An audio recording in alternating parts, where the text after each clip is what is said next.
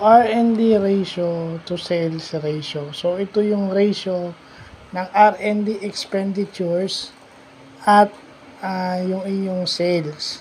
So, ito, gaano ka-effective yung research and development para mapaunlad o mag-grow yung inyong benta. Sa business to, sa marketing naman. So, gaano ka-importante yung research and development na ginagawa nyo sa marketing para ma-improve yung sales nyo. Kakita nyo yung formula, R&D expenditures over total sales. So, yun. Meron palang ganun R&D ratio to sales ratio. So, bago lahat ito, pampa-improve, no?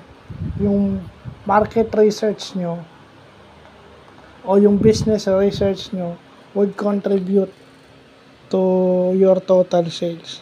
So, yun yung bagong natututunan natin ngayong araw. So, yun lang po.